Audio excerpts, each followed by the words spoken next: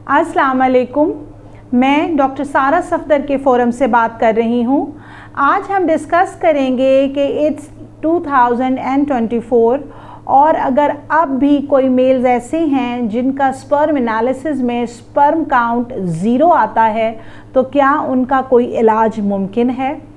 तो आजकल advance techniques आ चुकी हैं और मेडिकल फील्ड बहुत ज़्यादा तरक्की कर चुका है। तो ऐसे तमाम मर्द हजरात जिनका सीमन एनालिसिस पर स्पर्म काउंट 0 होता है और एक्टिव सेल भी 0 होते हैं, उनका इलाज भी अब मुमकिन है। अब यहाँ हम कुछ कॉजेज़ की बात कर लेते हैं कि वो क्या वजूहात हैं जिसमें मर्दों का स्पर्म काउंट 0 हो सकता है। इसके अंदर सबसे बड़ी कॉज तो डक्ट की ब्लॉकेज और वेरिकोसील है।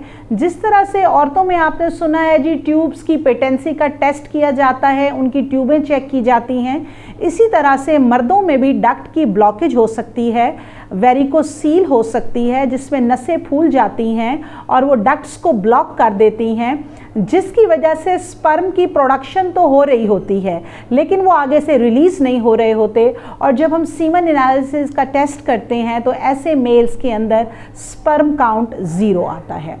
इसके बाद कुछ ऐसी इन्फेक्शंस हो सकती हैं जो कि 0 स्पर्म काउंट कॉज कर सकती हैं, जैसा कि एपिडिडमाइटिस वगैरह, या मर्दों को अगर ज़िंदगी की किसी भी स्टेज में टीबी की बीमारी यानी ट्यूबरक्लोसिस या मम्स जिसे कनपेड़े कहा जाता है, ये 0 स्पर्म कॉज कर सकते हैं।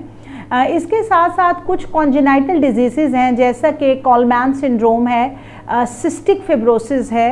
ये तमाम बीमारियां ऐसी हैं जो मर्दों में 0 स्पर्म काउंट की एक वजह हो सकती हैं। इसके बाद अगर मेल्स में से किसी मर्द को डायबिटीज़ यानी शुगर की बीमारी है और वो काफ़ी लंबे अरसे से है और वो अनकंट्रोल्ड है और इसके लिए मेल जो है वो बाकायदा ना खुराक में एहतियात कर रहा है और ना अद्वियात का इस्तेमाल कर रहा है, तो लॉन्ग टर्म और अनकंट्रोल्ड डायबिटीज़ भी विद टाइम 0 स्पर्म काउंट की एक वजह हो सकती है। सेमली अगर मेल के अंदर कोलेस्ट्रोल बहुत ज़्यादा है और उसको अनकंट्रोल्ड हाइपरटेंशन है यानी उसका ब्लड प्रेशर अनकंट्रोल्ड है और वो भी काफ़ी लंबे अरसे से है और जिसके लिए वो अद्वियात बाकायदगी से इस्तेमाल नहीं कर रहा, तो लॉन्ग टर्म हाइपरकोलेस्ट्रीमिया और अनकंट्रोल्ड हाइपरटेंशन भी मेल्स को 0 स्पर्म काउंट की तरफ ले जाती है।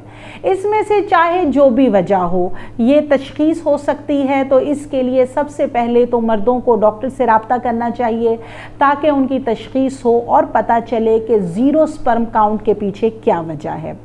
अब इसमें जो है बहुत सारे कपल्स ऐसा रिपोर्ट होते हैं जिनका कहना है जी 0 स्पर्म काउंट है हमारा, हमने बहुत सारे तावीज़ ले लिए, दम करवा लिए, हकीमी दवाइयाँ इस्तेमाल कर ली, डॉक्टरी दवाइयाँ इस्तेमाल कर ली, लेकिन उससे कोई फ़र्क नहीं हुआ और ऐसे कपल्स तकरीबन मायूस हो चुके होते हैं।